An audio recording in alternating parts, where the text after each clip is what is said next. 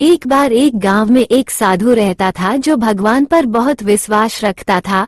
ये बार वो साधु पेड़ के नीचे बैठा था और भगवान को याद कर रहा था तो अचानक वहां बाढ़ आ गई। चारों तरफ पानी ही पानी। सब लोग अपने आप को बचने के लिए ऊपर पहाड़ की तरफ भागने लगे।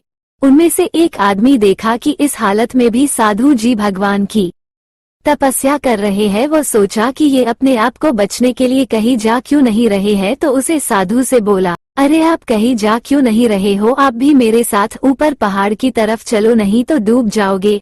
साधु बोले, अरे हमें क्या होगा, मैं भगवान की इतनी तपस्या करता हूँ, मुझे कुछ नहीं हो सकता, मुझे भगवान अपने आप बचाएगा। धीरे धीरे पानी साधु के कमर तक आ गया। अब लोग वहां से नाव लेकर निकलने लगे तो उनमें से एक ने साधु से कहा, अरे पानी आपके कमर तक आ गया है, आप हमारे साथ चलो। तो साधु ने कहा कि नहीं नहीं, भगवान मुझे अपने आप बचाएगा। और वह नाव वाला भी वहां से निकल गया। कुछ देर बाद पानी इतना बढ़ गया कि साधु के सर तक पहुंच गया और अब लोगों को बचने के लिए हेलीकॉप्टर निकलने लगे। एक हेलीकॉप्टर साधु के पास आया जो कि आखिरी हेलीकॉप्टर था। साधु के पास नीचे रस्सी फेंकी और बोला, इसे पकड़ो और ऊपर आ जाओ, नहीं आप डूब जाओगे। यह आखिरी हेलीकॉप्टर है और आपके पास दूसरा कोई रास्ता नहीं है बचने के लिए।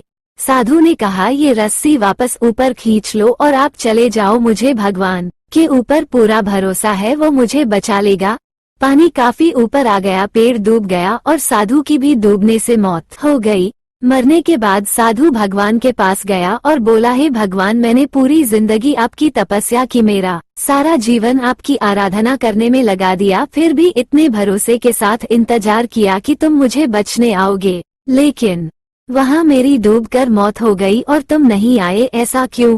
भगवान बोले, मूर्ख इंसान, एक नहीं 3 बार आया था, वो तीनों बार मैं ही तो था, पहला पैदल, दूसरा नाव के द्वारा और तीसरा हेलीकॉप्टर के द्वारा, लेकिन तुमने मेरा एक भी अवसर पहचान नहीं पाया, पता नहीं किसका इंतजार कर रहा था।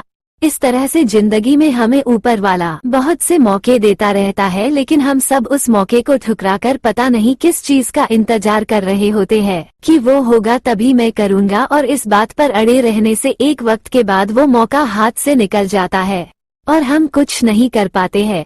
तो किसी भी अच्छे समय का इंतजार मत करो, जो भी करना है आज और अभी से ही शुरू कर दो।